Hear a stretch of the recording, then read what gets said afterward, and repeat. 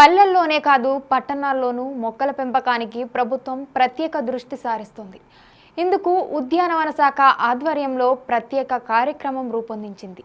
మన ఇల్లు మన కూరగాయలు అనే కార్యక్రమం ద్వారా టెర్రస్ గార్డెన్కు ప్రజలను ప్రోత్సహిస్తుంది. టెర్రస్పై కూరగాయలు పండ్లను సేంద్రియ పద్ధతిలో ఎలా పండించాలని అవగాహన కల్పిస్తోంది.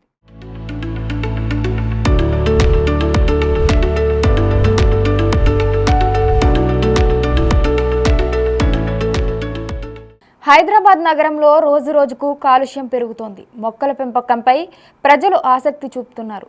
ప్రకృతి పచ్చదనం సేంద్రియం అంటూ టెర్రస్ గార్డెనింగ్పై దృష్టి పెట్టారు. అందుకు అనుగుణంగా ప్రభుత్వం టెర్రస్ గార్డెనింగ్ను ప్రోత్సహించే విధంగా మన ఇల్లు మన కూరగాయలు అనే ప్రత్యేక కార్యక్రమాన్ని చేపట్టింది. అపార్ట్మెంట్, ఇండిపెండెంట్ హౌస్ టెర్రస్పై గార్డెనింగ్ చేసుకోవచ్చని ఉద్యానవన శాఖ అధికారులు సూచిస్తున్నారు. స్థలం ఎంపిక, మట్టి పోషకాలు, ఎలాంటి కూరగాయల మొక్కలను పెంచాలి, వెజిటబుల్ గ్రాఫ్టింగ్, అందుకు కావాల్సిన వస్తువులు, ఎరువులు తయారు చేసే విధానం, పెంపకం సందర్భంగా తీసుకోవాల్సిన జాగ్రత్తలపై ఉద్యానవన శాఖ ప్రత్యేక క్లాసెస్ నిర్వహిస్తుంది. టెర్రస్ గార్డెనింగ్ ద్వారా కలిగే ప్రయోజనాలను వివరిస్తోంది. హైదరాబాద్ నాంపల్లిలోని పబ్లిక్ గార్డెన్ వెనకాల హార్టికల్చర్ డిపార్ట్మెంట్ ఆధ్వర్యంలో ప్రతి నెలలో రెండో శనివారం, చివరి ఆదివారం మొక్కల పెంపకంపై పలు అవగాహన కార్యక్రమాలు నిర్వహిస్తున్నారు. టెర్రస్ గార్డెనింగ్ ఇప్పుడు అందరికీ హాబీగా మారింది. ప్రత్యేకంగా గృహిణులు టెర్రస్ గార్డెనింగ్కు చాలా ఆసక్తి చూపిస్తున్నారు.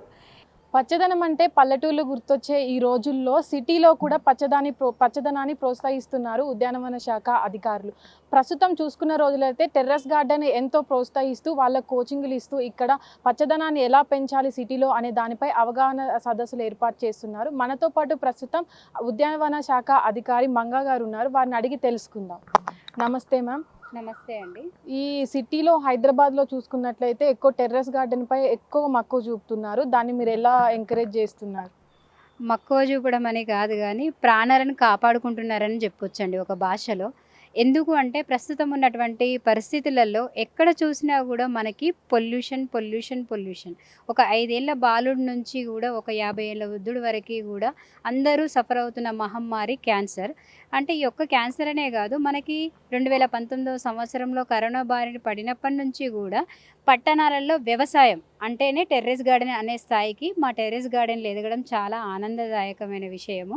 ఇంకొకటి ఏంటంటే దీంట్లో ఉన్నంత తృప్తి కావచ్చు, లేకపోతే ఆర్థికంగా నిలదొక్కుకోవడం కావచ్చు, మరే రంగాలలో కూడా ఉండదు.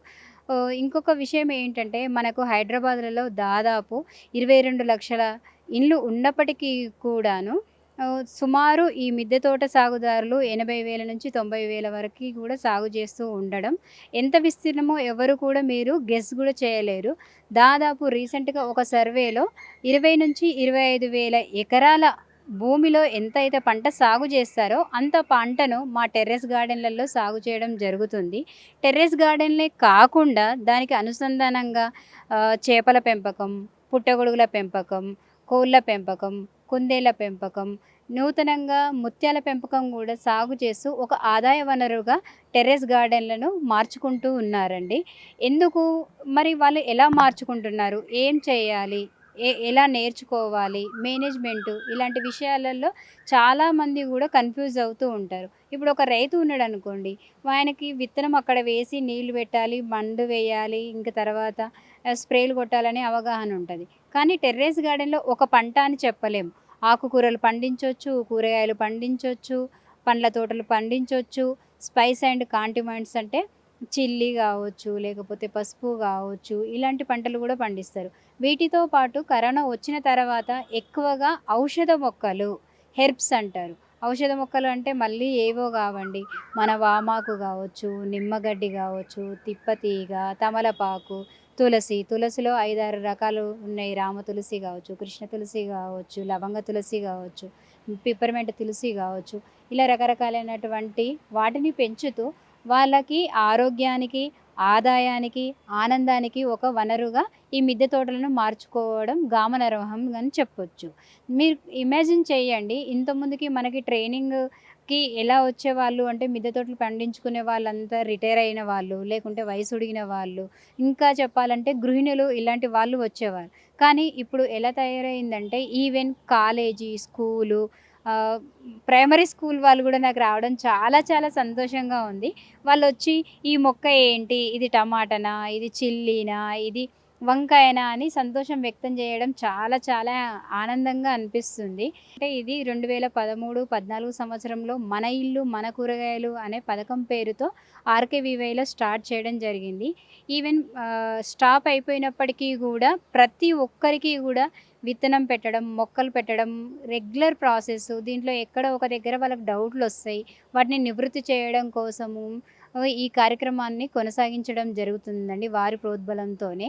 అదేవిధంగా అందరికీ పని ఉండే వేళల్లో కాకుండా ఎవ్రీ సెకండ్ సాటర్‌డే మరియు ఎవ్రీ ఫోర్త్ సండే ఈ 2 రోజులలో గూడా మేము ఎలా వేసుకోవాలి టెర్రస్ గార్డెన్, ఎలాంటి జాగ్రత్తలు తీసుకోవాలి, ఎలాంటి మొక్కలను ఎంచుకోవాలి, ఎలాంటి స్థలంలో ఎలాంటి కంటైనర్లు పెట్టాలి, ఎలాంటి మొక్కలకి ఎలాంటి యాజమాన్య పద్ధతులు పాటించాలి, ఎలాంటి ఎరువులను అందించాలి. ఇప్పుడు అందరూ కూడా ఆర్గానిక్ అంటున్నారు. ఆర్గానిక్ పద్ధతులలో మన ఇంటి దగ్గరే మన ఇంట్లో ఉన్నటువంటి కిచెన్ వేస్ట్‌ని ఉపయోగించి ఏ విధంగా ఎరువు తయారు చేసుకోవచ్చు. ఇవే కాకుండా మన దైనందిన జీవితంలో లభించేటువంటి కొన్ని రకాల నారింజ పండ్లు ఇలాంటి వాటిని యూజ్ చేసుకొని బయో ఎంజైమ్స్ సొల్యూషన్ తయారు చేసుకోవడం.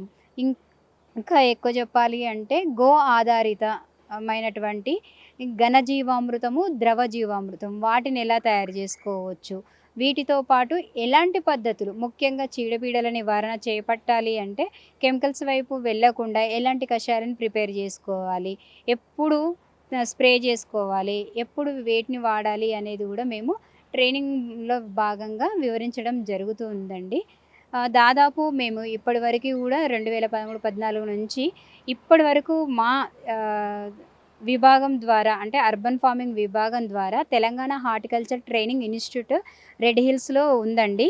దీంట్లో మేము ఎవ్రీ సెకండ్ సాటర్‌డే మరియు ఎవ్రీ ఫోర్త్ సండే కూడా 52,000 పైచిలుకు మందికి అవగాహన కల్పించడం జరిగింది. ఇవే కాకుండా ఎవరైనా స్కూల్ పిల్లలు ఇంట్రెస్ట్ ఉండి మిగతా రోజులలో వచ్చినా కూడా మేము వాళ్ళకి ప్రాక్టికల్‌గా అసలు పాటింగ్ మిక్చర్ ఎలా తయారు చేయాలి, ఎలా కుండీలు నింపాలి, ఎలాంటి విత్తనాలు పెట్టుకోవాలి, ఎంత లోతులో వేసుకోవాలి, ఈ ఈ ఈ సీడ్లింగ్స్ అంటే ఎలా ఉంటాయి, ఈ మొక్కలంటే ఎలా ఉంటాయి, వాటిలో కూడా నూతన పద్ధతులు. ఇప్పుడు మనందరికీ తెలిసిన విషయం ఏంటంటే పండ్ల మొక్కల్ని విత్తనాల నుంచి పెట్టుకుంటాము వస్తాయి. కానీ అవి కాకుండా నూతన పద్ధతులైన గ్రాఫ్టింగ్ మొక్కలు, బడ్డింగ్ మొక్కలు ఎలా పెట్టుకోవాలి, టిష్యూ కల్చర్ మొక్కలు ఇలా ఏవి సెలెక్ట్ చేసుకుంటే ఎప్పుడు పంటకొస్తాయి, ఎప్పుడు పూతనిస్తాయి, ఎప్పుడు కాపునిస్తాయి.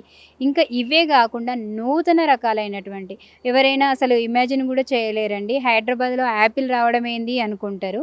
హైదరాబాద్ టెర్రస్ గార్డెన్‌లలో ఒక యాపిలే కాదు వరల్డ్ మోస్ట్ కాస్ట్‌లియెస్ట్ రకమైనటువంటి మ్యాంగో మియాజాకి అనే వెరైటీ. దాన్ని కూడా మన మిద్దె తోటల పైన సక్సెస్‌ఫుల్‌గా గ్రో చేయడం కూడా జరుగుతుంది. ఐస్ ఫ్రూట్ మ్యాంగో కావచ్చు, స్ట్రాబెర్రీలు కావచ్చు, చామంతులు కావచ్చు. అంటే వాళ్ళు ఒక జీవన ఉపాధి కూడా తయారు చేసుకుంటున్నారని నేను సగర్వంగా చెప్తున్నాను. ఎట్లా అంటే ఇంతకుముందుకి ఒక ప్యాషన్ ఫ్రూట్ క్యాన్సర్ కొత్తగా వచ్చినప్పుడు ప్యాషన్ ఫ్రూట్ జ్యూస్ తాగితే వాళ్ళకి కొంతవరకు తక్కువైతది అనుకుంటే ఒక మిద్దె తోటదారుడు మొత్తం ప్యాషన్ ఫ్రూటే పెట్టేసి రెగ్యులర్‌గా జ్యూసు 6-8 ఇదొక అడిషనల్ ఇన్‌కమ్. ఇదే కాకుండా వట్టివేరు కూడా తనకున్నటువంటి 10 గజాలు యార్డ్స్ కూడా కాదు 10 గజాల దాంట్లోనే ఆయన మొక్కలను పెంచుకొని వట్టివేరు తీసి ఆర్థికంగా అదొక ఉపయోగం. ఇంకా చెప్పాలంటే మిద్దె తోట ఉపయోగాలు చాలా ఉంటాయండి. ఒకటని చెప్పలేము. ముఖ్యంగా ఫస్ట్ మన ఆరోగ్యం. ఎలా అంటే అన్నీ కూడా ఆర్గానిక్ వేసుకుంటాము కాబట్టి మన ఆరోగ్యాన్ని మనం కంట్రోల్‌లో ఉంచుకుంటుంది. ఆహ్లాదం మీరిప్పుడు గమనించి ఉండొచ్చు. అక్కడ ఇదంతా ఏరియా చూడగానే మనసు ఒక రకమైన ఆనందంతో గెంతులేస్తది. అది కొన్ని కోట్లు ఇచ్చినా కూడా మనకెక్కడ దొరకదు. ముఖ్యంగా హైదరాబాద్‌లో ఔట్ ఆఫ్ ఏరియా ఏదైనా ప్లాన్ వేసుకోవాలంటే రోడ్‌లోనే సగం టైం మింగేస్తది. అది చచ్చి చెడి మళ్ళీ మనం వెళ్ళామనుకోండి పార్కుకి అక్కడ డిస్టర్బెన్స్ ఉండడము, లేకపోతే సరైన గాలి రాకపోవడం ఇలాంటి పరిస్థితులన్నీ కూడా మనం ఎదుర్కొంటుంటాం. కానీ మనకు టెర్రస్ గార్డెన్ కనీసం ఒక 50 గజాలలో ఉన్నా కూడా ఆ బాధ ఏమి ఉండదండి. ఇంకొకటి మూడవది ఆర్థికంగా ఎలా అంటే కానీ ప్రజెంట్ జనరేషన్లో ఒక 50 ఏళ్ళ తర్వాత మనకి షుగర్ బీపీ కాదు, 40 ఏళ్ళకు 30 ఏళ్ళకే వస్తుంది. ఎందుకు అంటే ఈ చెప్పాను కదా, మనం పొల్యూటెడ్ అయినటువంటి గాలి, నేల, లాస్ట్కి ఏంటంటారు, మన తినే పదార్థాలలో కూడా అన్ని కల్తీమయం అవ్వడం వల్ల రకరకాలైనటువంటి క్యాన్సర్లు వచ్చి ఆరోగ్యం పాడైపోతుంది. సో వీటన్నిటికీ కనీసం ఒక బీపీ వచ్చినా కూడా మనకి ఆ మందుల మీద నెలకి 3000 నుంచి 5000 వరకు ఖర్చు అవుతుంది. ఒకవేళ మనము మన టెర్రస్ గార్డెన్ పైనే పంటలు వేసుకోవడం వల్ల, రెగ్యులర్గా వాటిని కన్జ్యూమ్ చేయడం వల్ల మనకి ఆ విధంగా అంటే రూ. 10 విత్తనాలు పెడితే మనకి రూ. 100 కూరగాయలు ఇస్తుంది. ఒకవేళ మనం రూ. 50 మొక్క కొనుక్కుంటే ఒక రూ. 100 వరకు ఈ విధంగా మనకి సేవింగ్స్ అవుతుంది.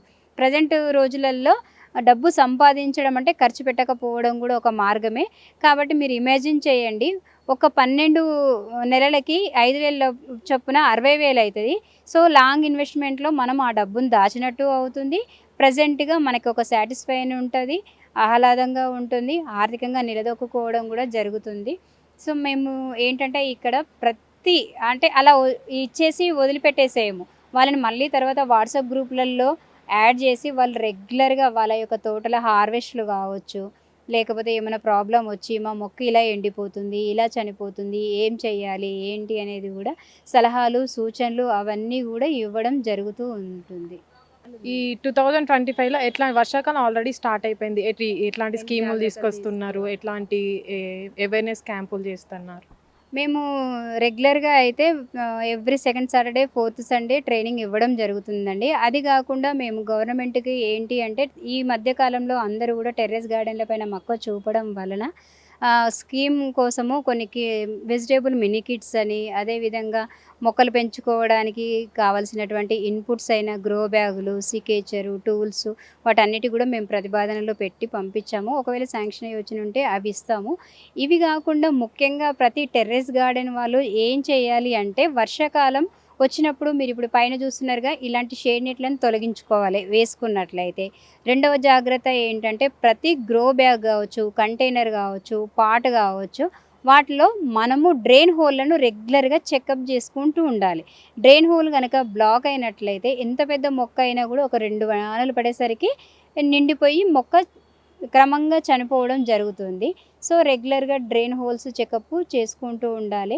మూడవ విషయం ఏంటంటే, మనకి ఈ సీజన్లో ఈ నారు మొక్కలు తయారు చేసుకున్నట్లయితే, ఇప్పుడు మనం జూన్ ఫస్ట్ వీక్లో ఉన్నాము. ఇప్పుడు కనుక పెట్టుకున్నట్లయితే మనకి జూలై ఫస్ట్ వీక్ వరకు రెడీగా ఉంటాయి. కాబట్టి నారు మొక్కలను కూడా మనమే ప్లాన్ చేసుకొని పెట్టుకోవడం చాలా మంచి విషయము.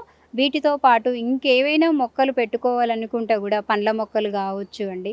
అవి ఏంటంటే ఇప్పుడున్నటువంటి వర్షాకాలం వాతావరణంలో తొందరగా సెట్ అయిపోయి, అంటే సక్సెస్ పర్సెంటేజ్ ఎక్కువ ఉంటాయి. ఒక 10 మొక్కలు పెడితే 8 మొక్కలు 9 మొక్కలు బతకడానికి ఛాన్సెస్ ఉంటాయి. ఇలా అన్ని మొక్కలు కూడా బతకడానికి మనకి ఛాన్స్ ఉంటుంది. అప్పుడప్పుడు మనము ఏవైనా ఆర్గానిక్ సొల్యూషన్స్ వర్షాన్ని చూసి వేసుకోవాలండి. ఇప్పుడు పొద్దున వేసేసాము, అప్పుడే వర్షం పడింది అనుకోండి, వేస్ట్ అయిపోతుంది. సో ఎండ ఎప్పుడైతే మనకి వర్షం తెరిపి వస్తుందో అప్పుడు మాత్రమే మనం ఫర్టిలైజర్స్ని లేకపోతే ఆర్గానిక్ సొల్యూషన్స్ని అప్లై చేసుకోవాలి. ఇంకా అదేవిధంగా పిచికారీ కూడా చేసుకునేటప్పుడు జాగ్రత్త తీసుకోవాలి. మనం పిచికారీ చేయగానే వర్షం పడింది అనుకోండి, వేస్ట్ అయిపోతుంది. సో ఇలాంటి జాగ్రత్తలు తీసుకోవడం వల్ల మనం వర్షాకాలంలో కూడా మన టెర్రస్ గార్డెన్ చాలా అందంగా, ఆనందంగా, ఆహ్లాదంగా సాగు చేసుకోవచ్చు. టెర్రస్ గార్డెన్లో ఎట్లాంటి మట్టిని వాడాలి? ఇది $1 మిలియన్ ప్రశ్న అడిగారండి నన్ను. నిజంగా కూడా చెప్పాలంటే, బంగారం అన్న లక్షకు దొరుకుతుంది షాపుకి వెళ్తే, కానీ మంచి మట్టి ఎక్కడ దొరుకుతుందో ఎవరికీ తెలియదు. ఎందుకు అంటే అడవులు కూడా తగ్గిపోతున్నాయి, అవైలబిలిటీ ఆఫ్ ఎర్రమట్టి కూడా తగ్గిపోతుంది. సో ఒకవేళ కొత్తగా స్టార్ట్ చేసే వాళ్ళైతే ఇంకా మనకి నర్సరీలలో తీసుకొచ్చుకోవడమే ముఖ్యము. కానీ కొందరు టెర్రస్ గార్డెనర్లు ఆల్రెడీ చేసి ఉంటారు కదా, వాళ్ళు ఏంటంటే వాళ్ళ దగ్గర ఉన్నటువంటి ఎర్రమట్టిని, ముఖ్యంగా సమ్మర్ ఉంటుంది కదండి, ఫిబ్రవరి, మార్చ్, ఏప్రిల్ నెలలో మన దగ్గర ఉన్నటువంటి కంపోస్ట్తో కప్పేసుకోవడం వల్ల అది రీఎనర్జెటిక్ అయిపోయి మళ్ళీ మనం ఆ ఎర్రమట్టిని FIM అంటే బాగా చివికిన పశువుల పేడ కలుపుకొని మనం వాడుకోవచ్చు. వర్షాలు ఎక్కువ పడినప్పుడు మొక్క అనేది దాని కాండం అనేది మురిగిపోతుంది, చచ్చిపోతుంది. వర్షాల నుంచి ఆ మొక్కను కూడా ఎట్లా సేవ్ చేయాలి? అదే చెప్తున్నాను కదండి, ఎప్పటికప్పుడు కూడా డ్రైన్ హోల్స్ను చెక్ చేస్తూ ఉండాలి. ఇంకొకటి ఏంటంటే మనము ఏవైనా ఆర్గానిక్ సొల్యూషన్స్, ఘనజీవామృతం కావచ్చు, కౌ యూరిన్ కావచ్చు, ఇలాంటివి తక్కువ మోతాదులో కలుపుకొని నీళ్లు ఎక్కువ బయటికి వెళ్ళిపోకుండా మొక్కల వద్దనే స్ప్రే చేసుకోవాలి. విన్నాం కదా, తక్కువ ఖర్చుతో మన ఇంట్లోనే మన ఇల్లు మన కూరగాయలు అనే పథకంతో అయితే ఉద్యానవన శాఖ అధికారులు ఇప్పటికైతే టెర్రస్ గార్డెన్ని ప్రోత్సహిస్తున్నారు. దీంట్లో భాగంగానే మనం ఈరోజు ఏదైతే ఉద్యానవన శాఖ ఇన్స్టిట్యూట్లో ఉన్నామో వాళ్ళంతా దీన్ని ఎలా చేస్తున్నారు, ఎలాంటి రసాయనాలు యూజ్ చేయకుండా సేంద్రియ పద్ధతిలో ఇక్కడ అన్నిటినీ ప్రోత్సహించడం అనేది జరుగుతుంది. కెమెరామెన్ పవన్తో నాగవాణి, బిగ్ టీవీ, హైదరాబాద్.